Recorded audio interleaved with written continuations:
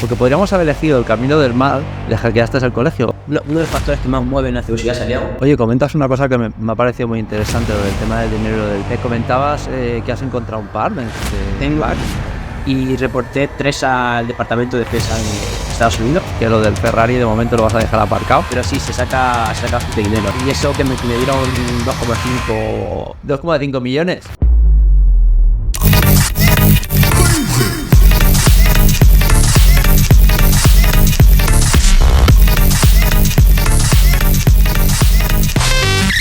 Muy buenas a todos, a un capítulo más de Café y Pizza, y para este super capítulo tenemos la maravillosa suerte de contar con el maravilloso y estupendo Archisec, uno de los hackers que más aprecio en este mundo. Un placer tenerte por aquí, Archisec, y muchas gracias por venir, tío. No, muchas gracias a ti por la invitación, un placer estar aquí. No, hombre, no, el placer es nuestro y nada, pues todo esto viene porque en el capítulo anterior dije que no es un bug bounty y bueno, pensé que a lo mejor la gente se lo podía tomar de una manera despectiva, ¿vale? Y eso sería lo último que me gustaría porque entiendo que mucha gente que hace bug bounty y todo esto, pues coño, y el trabajo que hacen es interesante, ¿no? Entonces, pues he decidido traer a una persona pues que algo de eso sabe. Y aquí es donde llega nuestro amigo Archisec, que es donde nos va a dar un poquito su punto de vista. Entonces eso, no sé si preséntate un poco, cuéntanos quién eres, de dónde vienes y todo eso, señor. Vale, pues empiezo. Nada, soy un chico, yo me considero un chico normal, ¿vale? Mi pasión por la ciberseguridad lleva desde pequeñito, básicamente. Vengo de Ciudad Real, es una ciudad de Castilla-La Mancha. Nací aquí en la ciudad, pero he estado toda mi vida viviendo en pueblecito. Y nada, hoy día a día me dedico a la ciberseguridad, trabajo en la parte también un poco como la tuya, del SOC. Estoy más centrado en el Blue Team, pero cuando termino mi jornada y sobre todo los fines de semana, le dedico parte de tiempo al bug bounty. Es cierto que lo conozco hace muchísimo tiempo, pero no lo he puesto en serio hasta hace unos 3 meses. Que de hecho he conseguido sacar cositas interesantes que ya comentaremos. Eso huele fuerte, ¿eh? Huele fuerte, a ver qué sacamos por ahí. Oye, ¿y qué te iba a decir yo? ¿Qué le da a un chaval de allí de pueblo para meterse así con los ordenadores y tal? O sea, ¿qué te llevó a eso? Pues la historia es interesante. Yo me apasioné por los ordenadores muy pequeñitos, ¿vale? Todo empezó en, no sé si quinto o sexto de primaria, no sé de qué año eres tú, pero bueno, yo soy joven, soy de 2000, tengo 23 años recién cumplido este año, y en quinto o sexto de primaria nos daban ordenadores para hacer las tareas de clase, sobre todo para iniciar un poco más, un mundo más didacta en tema de ordenadores, porque era lo que era el boom en el 2011, 2010, y pues nos daban eso para tener más recursos. Entonces todo empezó por ahí, yo empecé a investigar con ese ordenador porque yo nunca había tocado un ordenador en mi vida hasta quinto o sexto de primaria. Y pues me acuerdo que no tiene un ordenador con Windows, era el Vista, creo, uno de esos que bueno. Sí, y yo me acuerdo que lo primero que hice fue mirar tutoriales tal y le actualicé a Windows 7 Home Premium y licencia. Y ya yo me creía el tío hasta allí del colegio. Iba yo con todo el mundo con su Windows Vista jugando a Counter Strike. Y yo ahí con mi Windows 7 y me preguntó el profesor de cómo lo hice. Y dije, pues mira, este vídeo tal. Y de ahí yo creo que empezó un poco mi pasión por los ordenadores, sobre todo por la seguridad. Bueno, claro, entiendo ahí por los ordenadores, pero de ahí a irte a la seguridad, ¿qué hiciste? ¿Le hackeaste el colegio? ¿O cómo fue ese? ¿Te cambiaste las notas? No, no he hecho, nunca he hecho nada. Lo más así peligroso que he hecho fue cuando era también pequeñito. Ya a partir de ahí ya me compré me acuerdo que mi padre me compró un ordenador de estos, un laptop de estos que daban estos pequeñitos. No sé cómo, no me acuerdo ahora mismo cómo se llama. Era un UMPC. Sí, uno de esos. Y era muy pequeñito, tenía Windows XP, no valía literalmente para nada, tenía a lo mejor 500 megas de RAM. Y lo que hacía era ese entonces, cuando iba, por ejemplo, de vacaciones con mis padres, yo pues tenía ahí 14 años, cosas así. Pues empezó un poco a investigar y ver en qué consistía un maíz de middle, de esto. En ese entonces no sé, no estaba tan avanzado. Creo que empezó el cifrano, ese empezó un poco más tarde. O sea, directamente no había.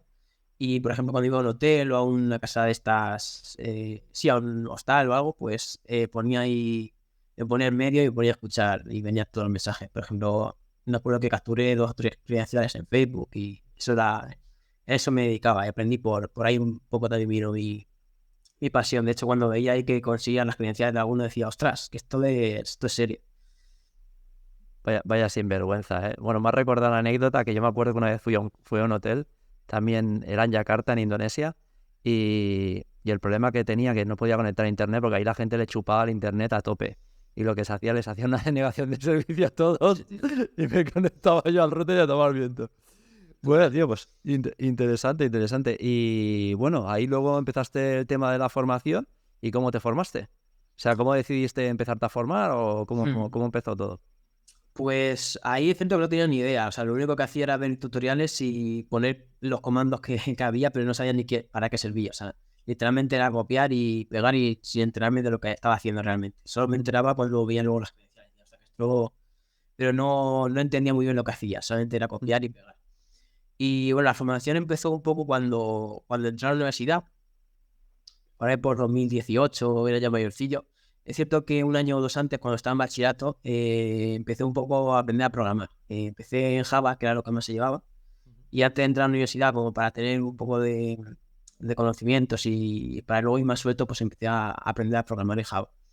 Y fue cuando entré en la universidad cuando empezó a llamarle el tema de la ciberseguridad, porque ya empecé a escuchar más cosas. El Bug Bounty lo conocí en 2019, pero a eso hasta hace 3 meses cuando lo he empezado, porque no tenía ni idea. En 2019 empecé a ver vídeos de lo que era, porque no sabía lo que era. Y veía a la gente, por ejemplo, uno de los que más veía era NahamSec, y veía cómo sacaba sus dominios y decía yo, ¿para qué hace esto este tío? O sea, no sabía lo que estaba haciendo. Hasta hace cosa de un año que empecé a entenderlo y hace 3 meses pues me puse a ello. Y es eso, entré a la carrera, me aficioné por la ciberseguridad y empecé como empiezan todos, ¿no? A leer artículos, leer posts. Y eso yo creo que en la ciberseguridad hay muchísimos recursos porque está todo el mundo...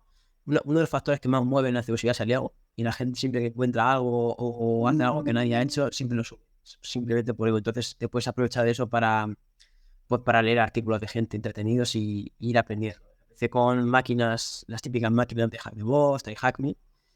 Y pues nada, pues a raíz de eso pues empecé a aprender un poquito esta materia.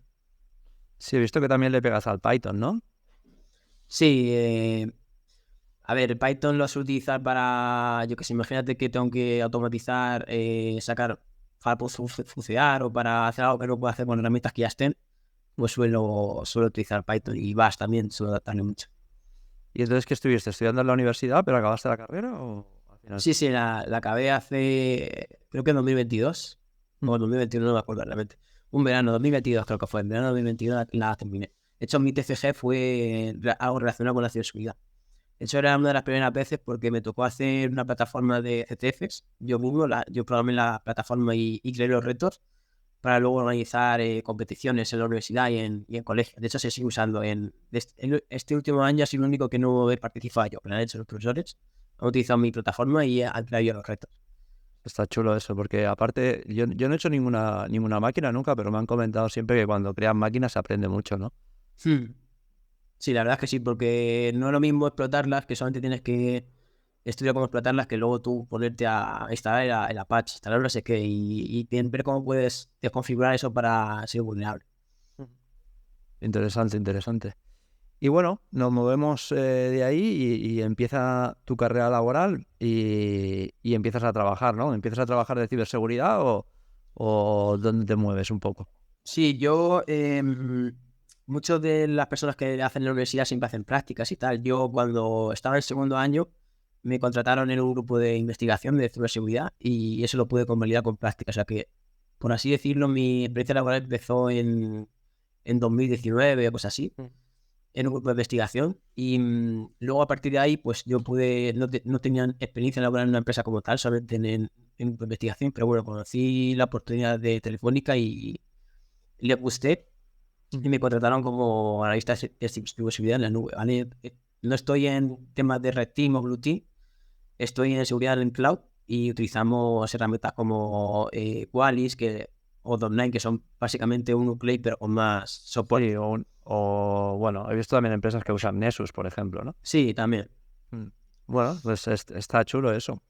Bueno, Está guay, ¿no? O sea, te has tirado una vida tranquila de pueblo y de ahí a hackear. Vaya, Y lo guapo, sí, un poco. comentabas también fuera de micro, perdona que te interrumpa, pero me comentabas fuera de micro, que creo que eso está muy chulo, que nunca has trabajado en una oficina. Nunca, nunca. Cuando estaba en la universidad también tenía trabajo remoto, con la posibilidad de ir ahí al laboratorio, que fui una o dos veces, pero no es una oficina, es un laboratorio. Y luego cuando me contrataron en Telefónica, pues tenía el contrato 100% remoto. Es cierto que puedo ir cuando quiera a la oficina, pero es un poco más difícil porque en caso de ir, pues tendría que ir a la oficina del cliente final, que no es Telefónica, es un cliente que te comentaba y es el Banco Santander. Sí, Y sí que es cierto que puedo ir allí. Para ir allí es un poco más complicadillo porque tienes que pedir acceso a ser externo y tal. sí. Pero a Telefónica siempre que pueda puedo pasar por la tarjetita pero como está en Madrid y tendría que moverme. Una cosa que valoro mucho es el tiempo, ¿no? El tiempo que, más que el dinero, es el tiempo. Entonces, si yo, por ejemplo, tengo que ir a Madrid, tengo que luego desde Atocha ir hasta la oficina, pierdo muchísimo tiempo y luego al volver también.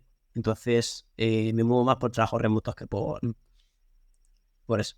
Oye, comentas una cosa que me ha parecido muy interesante, lo del tema del dinero y lo del tiempo, ¿no? Y el otro día estaba yo haciendo una reflexión, ¿no? Y también, no solamente por mí, sino por toda la gente que nos dedicamos a la ciberseguridad.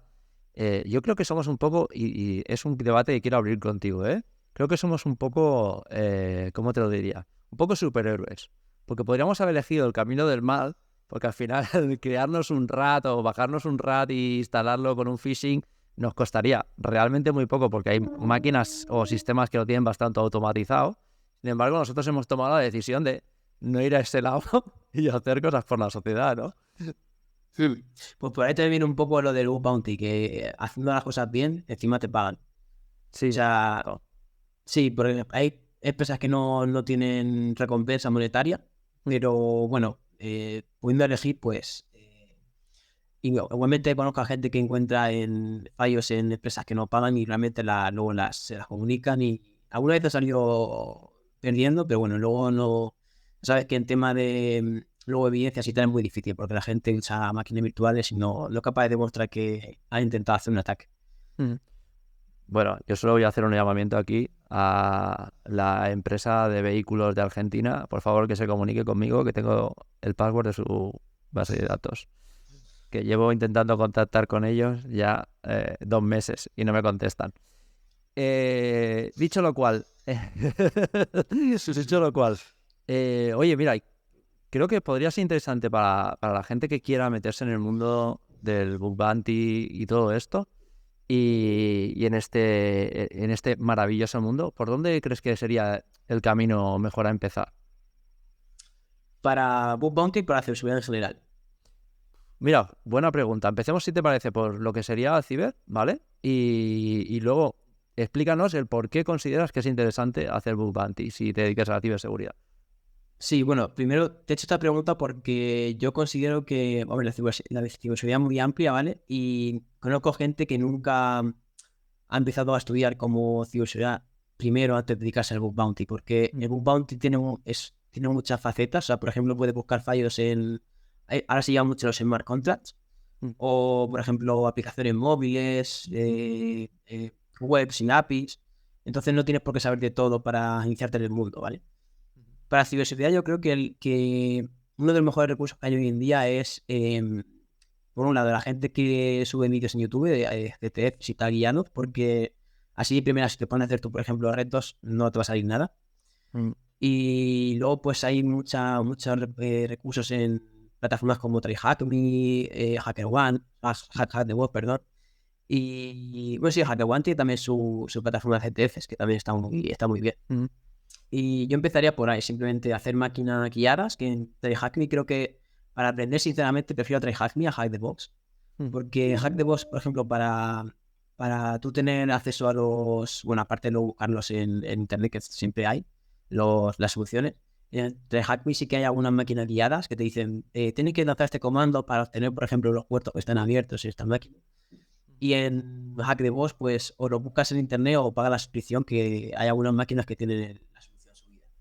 Así que yo empezaría por ahí, empezaría a investigar, sobre todo un poco a entender cómo funciona este mundo, en lo que son los servicios, lo que son los puertos, qué es un escaneo de puertos, cómo funcionan las redes.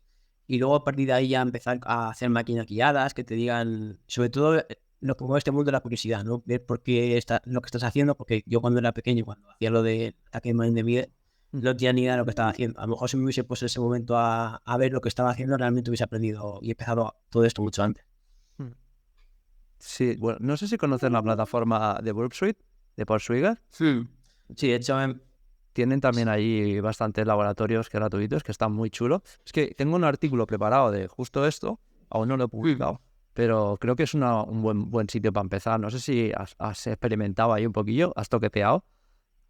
sí, para Bug Bounty es la clave. No tienen ahí laboratorios de XSS, SQL Injection, SSRFs, tienen todo tipo de recursos para Bug Bounty que están muy bien, la verdad. Para Bug Bounty es muy útil lo de Bursuit. Bueno, Bursuit es el padre nuestro de los Bug Hunters, sí.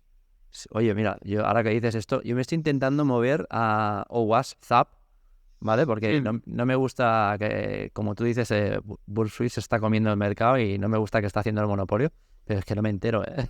Sí, estoy ahí con Zapo. Yo nunca la he usado, la de Zap. Oye, pues pruébala, a lo mejor te mola, ¿eh? Yo te digo, tiene cosillas que están chulas. Y por ejemplo, cuando no tienes que pagar y tal, por ejemplo, cuando haces esto de pruebas de login, ¿vale? Que puedes lanzar un ataque de fuerza bruta. Por ejemplo, no está limitada la velocidad, como está en Bursuit en la versión gratuita. O sea, apúntatela que está interesante.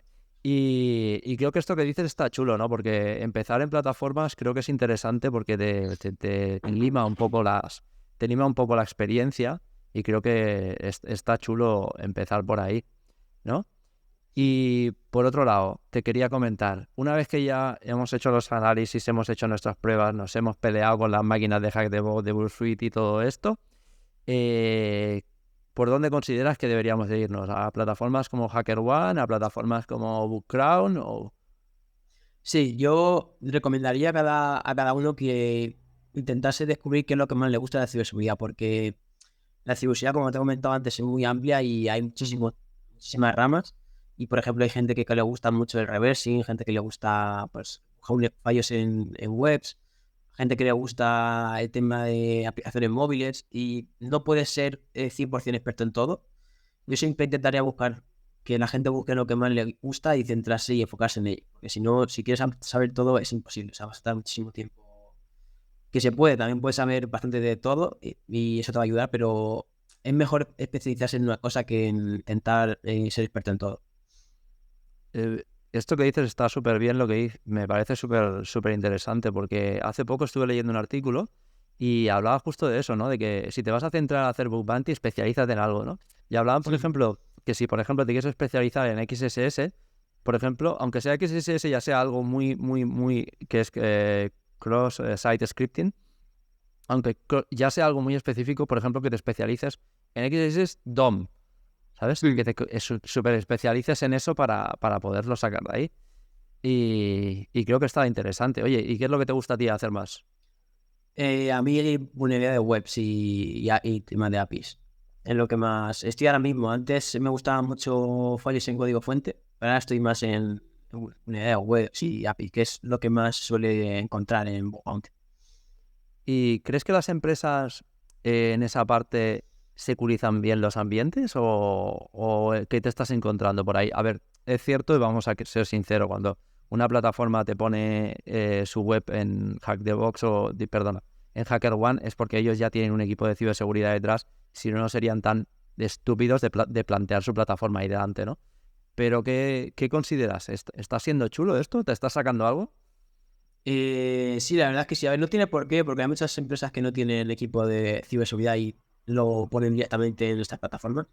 Sí es cierto que tienen un responsable, por ejemplo, siempre que reportas un fallo, te tienes que mediar con el Product Owner. Luego, cuando te pasan el fallo en triaje, te lo meten en triaje, te peleas con el Product Owner y gente de su equipo. Pero luego hay programas que son pequeñitos y no tienen mucho equipo de seguridad detrás, siempre está a lo mejor 1 o 2 personas. Pero sí, es interesante. Yo pienso que deberían siempre invertir más dinero en prevenir que luego en curar, como se suele decir, ¿no? Porque muchas veces hay gente que encuentra fallos y no lo reporta y lo pende y eso te puede perjudicar si ya te lo ha encontrado otro que irás a pagar. Eso es así. Me comentabas que has encontrado un par, me decías que te has sacado un par de, eh, de Tengo, bugs. tengo pequeñitos, o sea, tengo bastantes XSS, pero así tochas tengo un par. De hecho, bueno, ten en cuenta que llevo 3 meses, ¿vale? Lo que me da tiempo, pero sí, se saca bastante dinero. Yo, o sea, así críticas tengo un 0 day en un Remote Code Security en el banco de Estados Unidos, en el código fuente de una aplicación que usaban, y eso que me dieron 2,5. ¿Qué dices? nen? ¿2,5 millones? No, 2,5 mil euros. Ah, Y vale. luego estoy a la espera de otra que es un SSRF, no sé si sabes en qué consiste. Un Yo sí, server pero a lo side. mejor puede haber alguien que no lo sepa, entonces lo vamos a explicar. Sí, es un server side record for query, básicamente es hacer una petición del lado del servidor, Ujú. ¿vale? Entonces, esto se suele aprovechar para, por ejemplo, intentar enumerar la red interna o, por ejemplo, en mi caso, era una instancia de AWS y conseguí llegar a través de ciertos bypasses al servidor de metadata de AWS y sacar, por ejemplo, la caché o las credenciales. Y lo reporté, bueno, estoy esperando que me conteste. Que te paguen, ¿eh? Si no, publicamos aquí. El Publicamos- lentillo, el lentillo.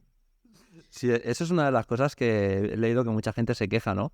Que cuando te sacas el bounty o el bug y lo Hmm. reportas, desde ahí hasta que cobras, ahí bastante tocada de moral, ¿no? Sí, a ver, ten en cuenta que yo por un lado la parte de los triagers sí que lo entiendo, ¿vale? Porque al final, si por ejemplo Google tiene X triagers y a lo mejor le llaman, yo que sé, 100 reportes al día, pues tiene tiempo limitado, no puede estar todo el día, pues eso, contestando a reportes. Yo con ellos tengo buena experiencia, sobre todo en BookCloud, tengo buena experiencia porque normalmente no pasan más de 2 días cuando me contestan un reporte. Pero luego, si luego el cliente final sí que suele dar bastante. Hay veces que te contesta a los 5 días, 6, ya depende, o una semana. Y luego cuando te Cabreado. contestan, claro, luego tienen que remediarlo y luego pagarte. O sea que yo la que más he tardado actualmente es una la que puse el otro día en LinkedIn, la de Ujú. Account Cover, que lo reporté a principios de, oc- de noviembre, sí. Y me han dado el bounty hace una semana. Vaya, hijos de su madre, ¿eh? Y tampoco es que te estén Bueno, pagando. mientras... No, bueno, también, tampoco lo que pagan normalmente por una unidad alta, que son de 1.000 a 5.000 euros. Ya depende del programa también. Mm. Yo, una de las cosas que he visto por ahí es, no sé si conoces, hay un idioma que se llama English o Hinglish o, vamos, son indios que hablan mitad inglés, mitad indio, ¿vale? Y de Sí. estos tienen muchos vídeos de YouTube, ahí hablando de temas de Bug Bounty y de eso.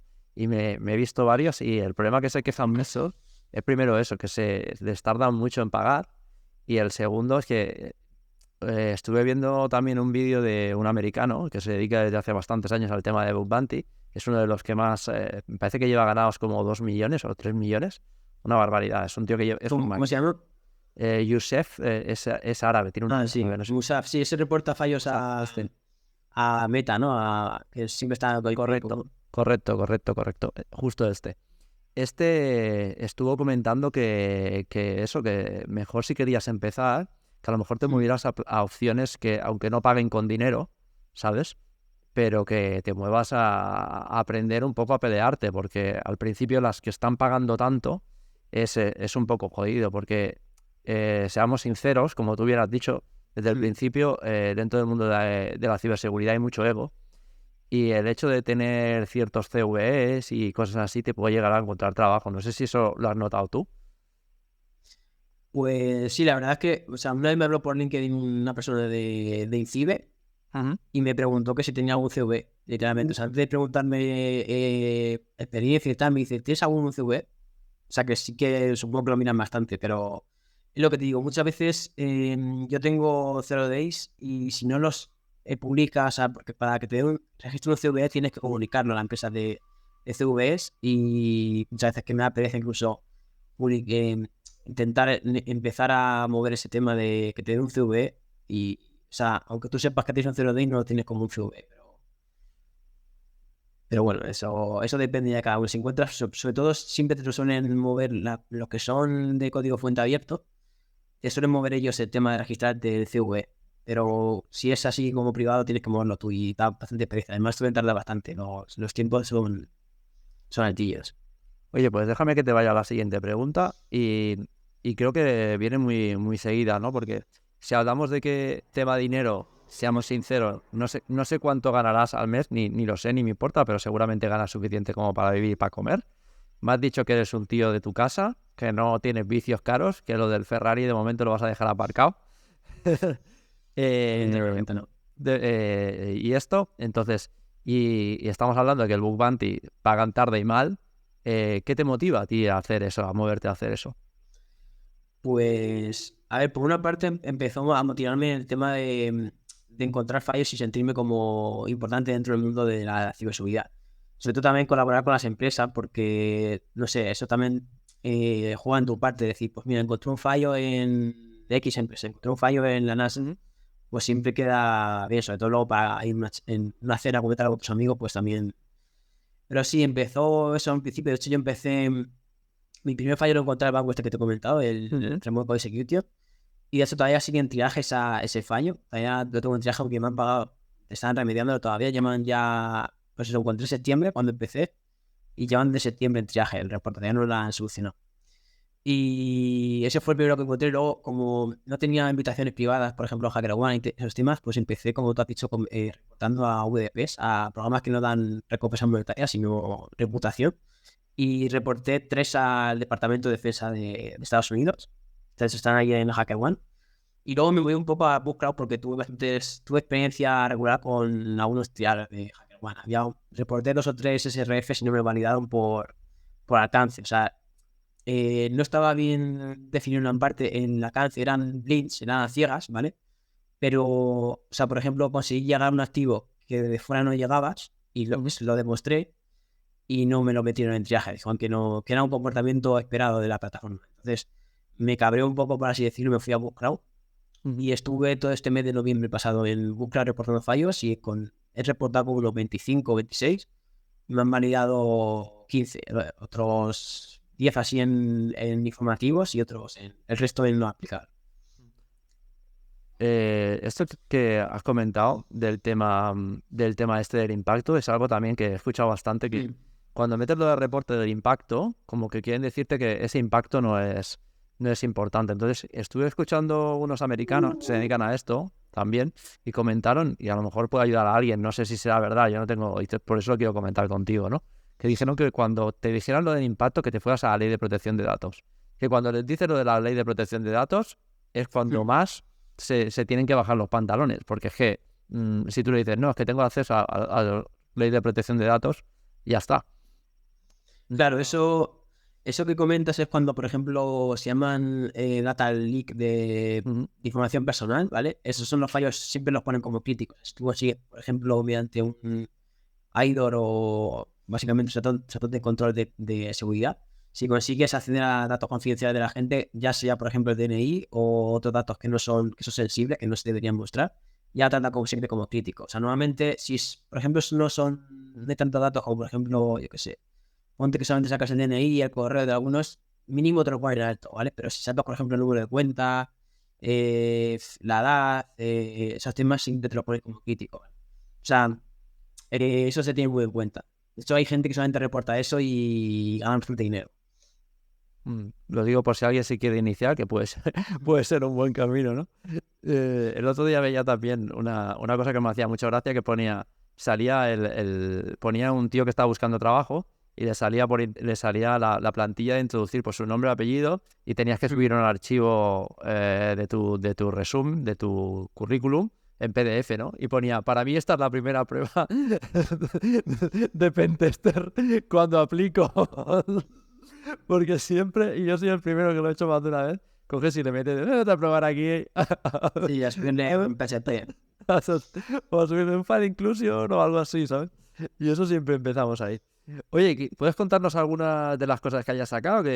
¿Cómo las has conseguido? ¿O algún bug que creas que sea interesante aquí de compartir con la gente? Que creas que puede ser, oye, mira, pues esto lo saqué así, o mira, así es como empiezo a buscar el primer bug o cómo me enfrento a una empresa, ¿no? Esto creo que está chulo. Vale, sí, pues te comento alguno. Bueno, antes de seguir, lo que has comentado de los archivos, una vez encontré en una cadena de hoteles un XXE, ¿vale? Una inclusión de remota de XML, ¿vale? No, sí, realmente se llama inclusión externa de entidades de XML. Pues encontré una, ¿vale? Pero era un dominio que no estaba en Scope. Era uno que se relacionaba con uno que estaba en Scope y no lo reporté por eso. O sea que seguramente todavía te va a estar por ahí ese file.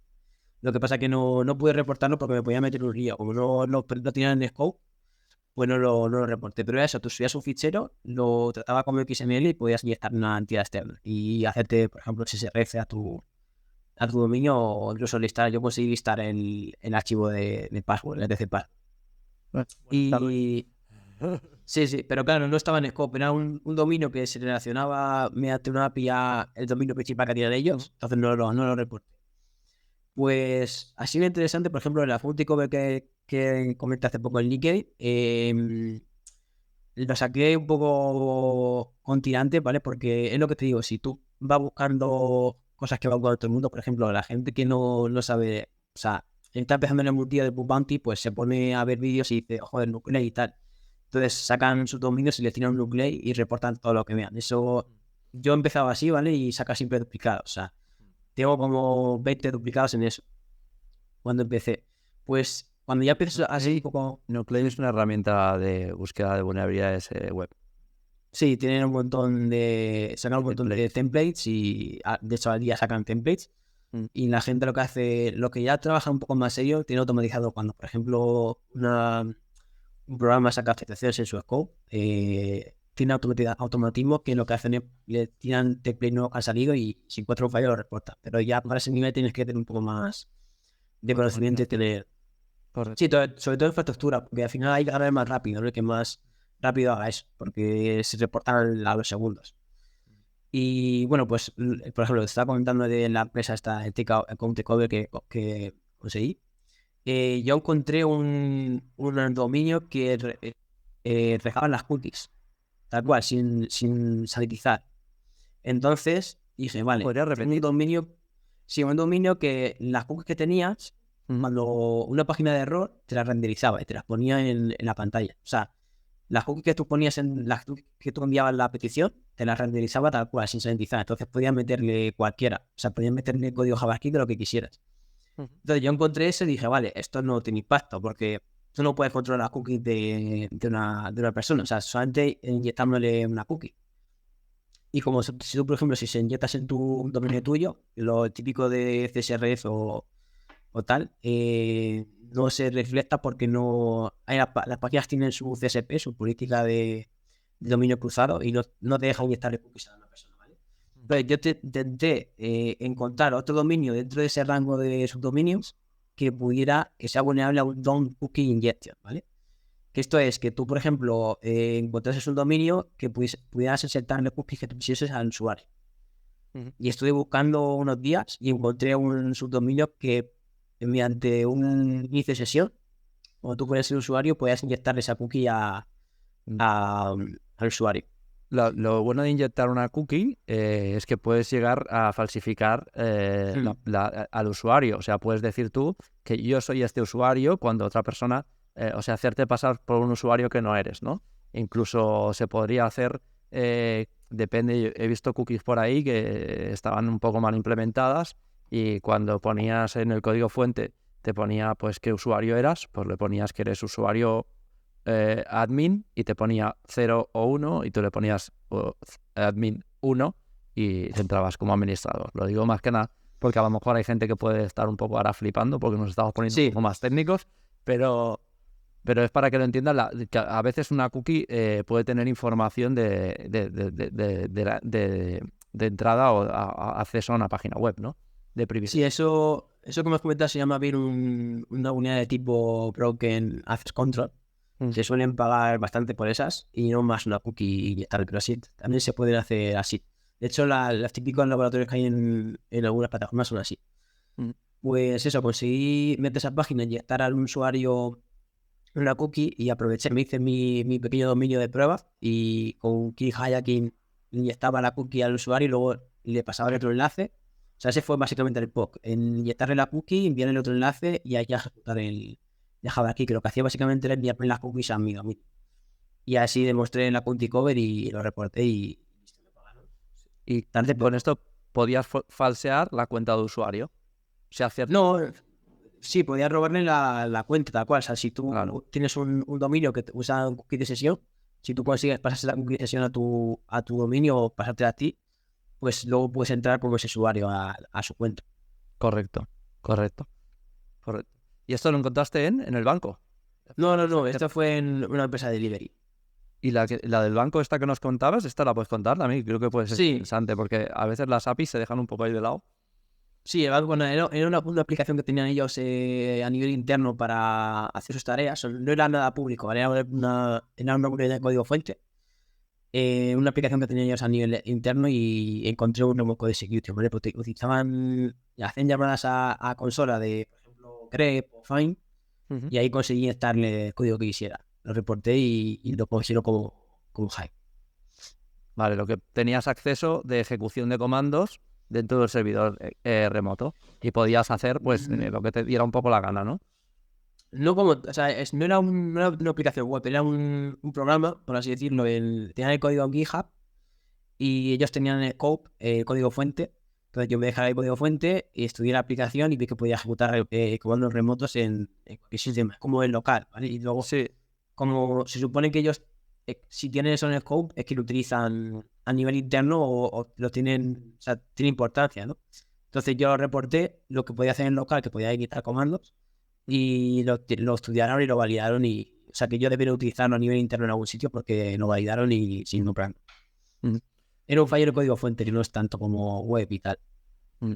Y volvamos a la parte anterior, que creo que estaba chula. Me comentabas, por ejemplo, tú cuando te enfrentas, estábamos hablando de plataformas como Nuclei o Nikto o Amas o herramientas que automatizan de cierta manera esa búsqueda de vulnerabilidades, pero ¿tú cómo consideras que sería la mejor manera de empezar? O, por ejemplo, ¿tú cómo lo harías desde ese punto de vista?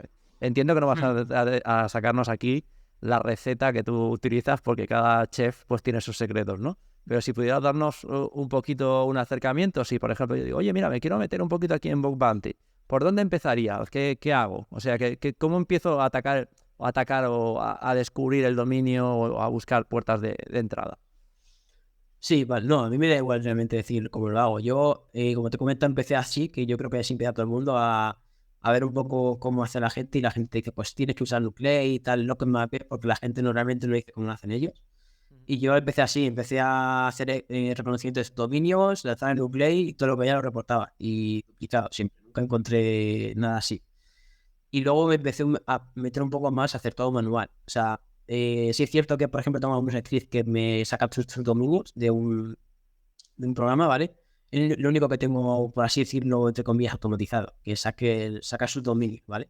Y luego a partir de ahí, pues, su dominio que veo, su dominio que estudio, uno por uno, manualmente. O sea, primero, yo qué sé, estudio todos los endpoints que tenga, tanto a nivel de caché web. Hay recursos que, por ejemplo, web, no sé si conoces, archivo.org, Ujú. que tiene como todas las peticiones que se han archivado esa Sí, página. archivo es como, digamos, les llaman como el archivo de Internet, ¿no? Sí, tal cual. Y ahí tienes pues todo lo que tú quieras de Internet, incluso te puedes encontrar.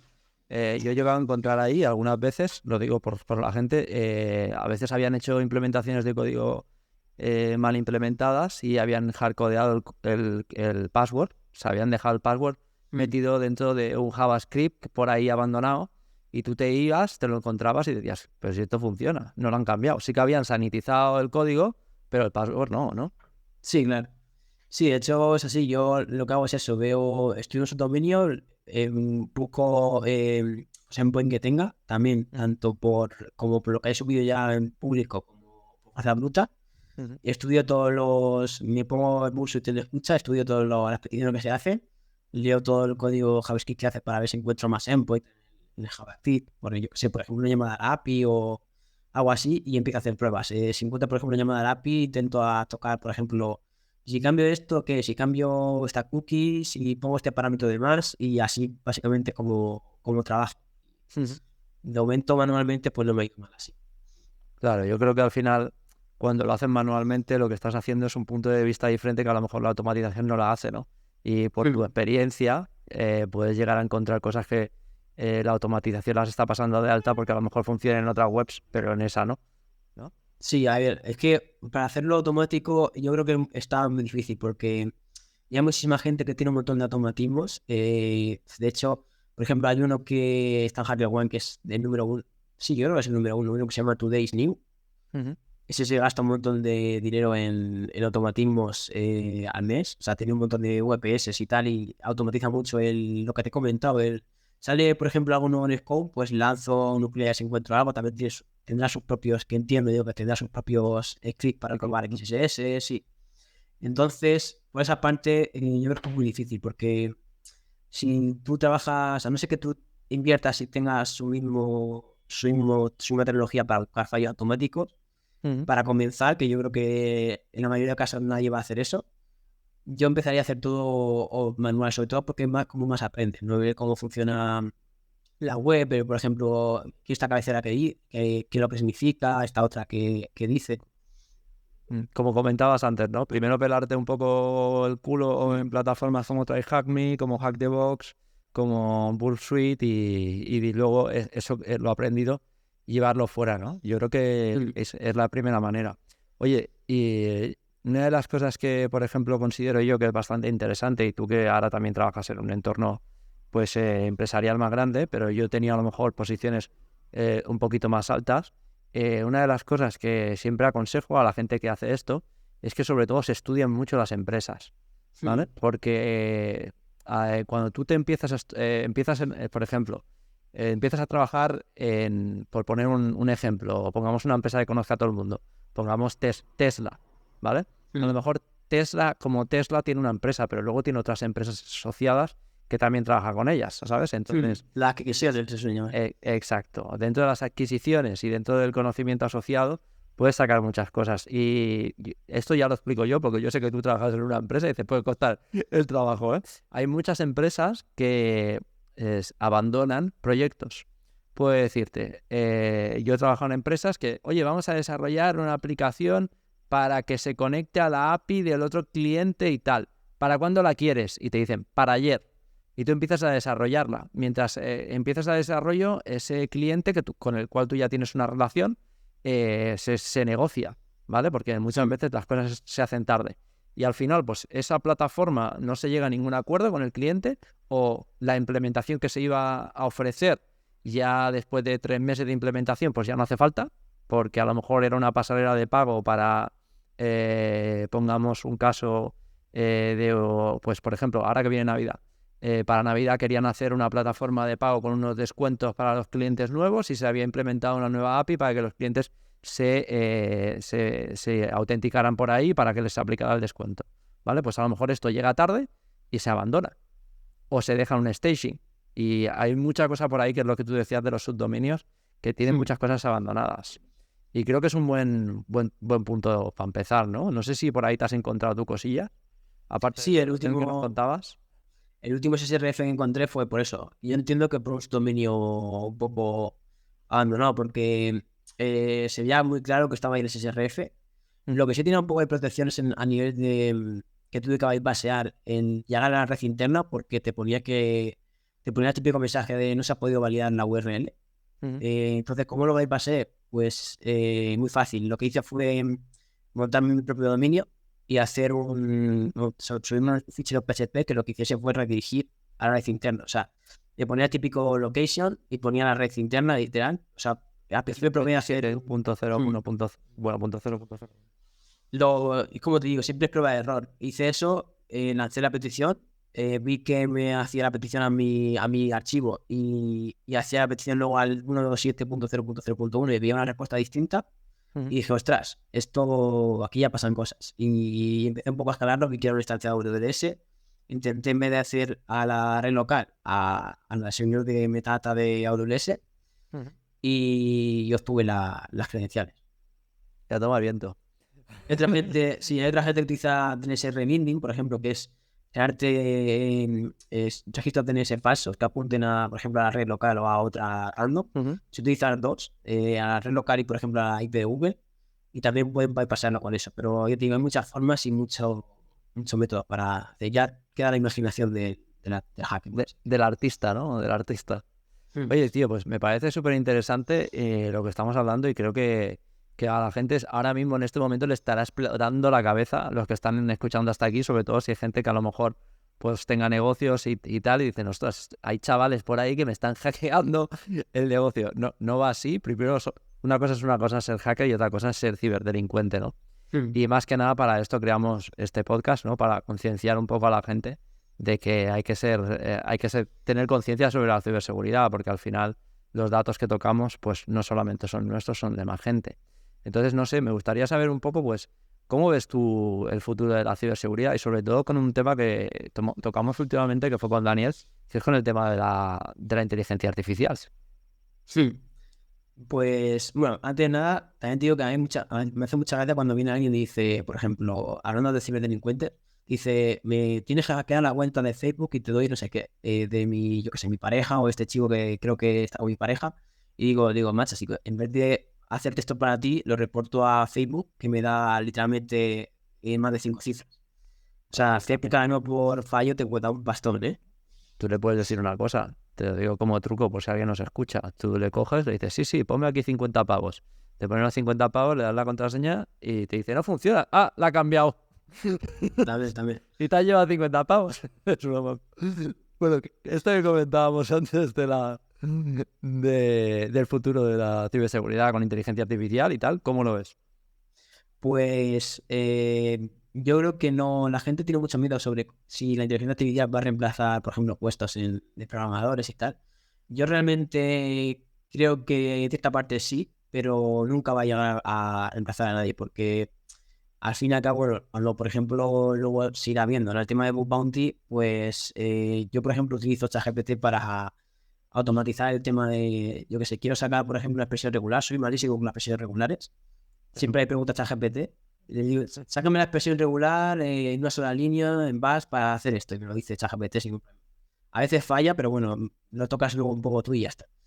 Pero es lo que te cuento. Yo creo que a medida que vayan utilizando las empresas más la IA para, yo qué sé, para hacer una página web y vean que tenga fallos, porque al fin y al cabo la picardía, como yo digo, del humano para hacer algo que debe estar ahí pero no debería estar, nunca la va a quitar la inteligencia artificial. Entonces, cuando vayan viendo las empresas que a quitar personal luego van a salir peor, yo creo que no va a salir adelante, me parece. Dime tu opinión, lo quiero compartir contigo. El otro día escuchaba a una persona que decía, lo bueno de la inteligencia artificial no es que vaya a reducir puestos porque vaya a quitar puestos de personas, sino que a las personas que hay les va a dar superpoderes. Por lo tanto, para el trabajo que necesitabas a 2 personas, se va a poder hacer con una. No sé, que yo vi bastante acertado esa decisión. A ver, al fin y al cabo es una herramienta más. O sea, la inteligencia artificial es algo que han programado varias personas porque no se ha hecho de la nada, que mucha gente se piensa que está ahí de la nada. Y al fin y al cabo, bueno, hubo bastante revuelo con ChatGPT y OpenAI, que hubo problemas. No sé muy bien de qué, pero vi por ahí hilos en Twitter de cosas que pasaron en OpenAI, que si le pidieron al CISO o algo. Sí. Pero ahora lo han contratado en Microsoft. O sea que al final OpenAI ya era de Microsoft y al final Microsoft. Yo este tema tengo poca experiencia, pero yo te digo, me ha ayudado mucho, por ejemplo, para sacar presiones regulares o te ahorra bastante tiempo. Por ejemplo, cuando quiero investigar, sacar, por ejemplo, endpoint de archivos de JavaScript y le digo a ChatGPT, pues dime un script en Python, por ejemplo, que me saque endpoint de este archivo JS y te lo hace. O sea, ahorra tiempo, pero no es 100% exacto, ¿vale? O sea, muchas veces tienes que tú tocar cosas. Oye, ¿conoces me parece que se llama Evil GPT o Worm GPT o algo así? Que es una inteligencia artificial que está pensada más para temas de ciberseguridad. ¿Has tenido la suerte de usarla? No, la verdad es que no he tocado mucho con cosas con IA. O sea, solamente ChatGPT para hacer ese tipo de consultas y poco más. No tengo mucha experiencia en ello. Yo estuve leyendo hace poco un paper bueno, han sacado, no sé, esto lo explico yo, ¿vale? Es un poco se han dado cuenta que lo que es la inteligencia artificial por sí sola, o sea, si tú creas un modelo de inteligencia artificial, es bueno, pero si tú creas modelos colaborativos, el resultado es mucho mejor, ¿vale? Por ejemplo, para ponernos un ejemplo, sería como si fuera un restaurante. Pongamos que está el chef, está el maître y está el camarero y el que sirve las bebidas, ¿no? Entonces, cuando ellos colaboran, el resultado es mucho mejor. Y estaba leyendo que han creado, bueno, ahora con el tema de la guerra de Ucrania y con varios temas de guerra, se están creando inteligencias artificiales, bueno, que trabajan así, trabajan colaborativas en lugares diferentes del mundo y las están empezando a utilizar ya solamente para eso, sino también para temas de búsqueda de bug bounty. O sea que al final te va a quedar sin trabajo en el futuro. Puede ser. No, pero no, la verdad es que no. Hombre, yo creo que es un mundo interesante y si tú eres un tío que sabes programar en Python y te lo tocas, pues creo que a la gente le puede ayudar, ¿no? Sí. ¿Tú crees que ha sido importante para ti el saber programar dentro del tema de ciber? Yo creo que sí. A ver, yo por ejemplo en el tema de infraestructura web no tengo mucha idea porque no he hecho alguna página en Ruby y tal, Ruby on Rails, pero no tengo mucha experiencia. Por ejemplo, con no de ese tipo de no tengo casi nada de experiencia. Entonces, por ejemplo, que debería aprender porque realmente me sería útil. Cuando veo, por ejemplo, alguna página que está últimamente auditando y he podido ver el stack del Cloud, no tengo ni idea de cómo interpretarlo. O sea, sé que mucha gente a partir de ahí empieza a buscar deserializaciones o buscar un remote voice security a partir de ahí, pero yo no tengo mucha idea porque no he hecho nada con ese tipo de infraestructuras. Yo creo que es muy importante porque sobre todo te da la vista de developer de qué podría haber hecho aquí en esta página que pueda explotar y sobre todo para automatizarte cosas creo que es muy importante saber programar. De hecho, se lo recomiendo a todo el mundo que quiera empezar antes aprender un poco lo básico para eso, para al final del día pues saber un poco, al final te va a ayudar a encontrar más fallos y a ahorrarte tiempo. Bien. Bueno, pues no sé si te gustaría que tocáramos algún tema extra o te parece si lo dejamos aquí o qué prefieres hacer. Como tú quieras, soy el invitado, lo que tú quieras. Bueno, yo considero que en este momento hoy nos hemos ido a una charla bastante más técnica, ¿no? Hemos tenido la suerte de contar con una persona que nos puede dar esa visión, que además tiene conocimiento un poquito de bug bounty y a lo mejor no es un experto como pueda ser el número uno, pero algo sabe lo que hace y nos ha dado una visión de lo que sería, ¿no? Seguramente después de este episodio nos van a caer millones de preguntas. Entonces, lo único que pido es que el que tenga preguntas, pues que siga aquí al amigo Arquisec y bueno, que las... Nada, venimos otro día y la respondemos sin problema. Exacto, y además para eso estamos. Al final somos un servicio público. Pues muchas gracias, tío, por este rato que hemos pasado juntos, por la visión que nos has dado, así aunque sea un poco abierta y global sobre lo que es el bug bounty. Y un placer tenerte por aquí, tío. Nada, a ti por la invitación, tío. Nada, pues nada. Espero que nos veamos pronto y si no nos vemos, que seguramente nos veremos. Seguro. Que tengas feliz Navidad y todo eso, ¿vale? Igualmente a todos los oyentes. Y eso sería todo por hoy. Pues, muchas gracias a todos y un placer. Hasta luego. Un placer, chicos. Hasta luego.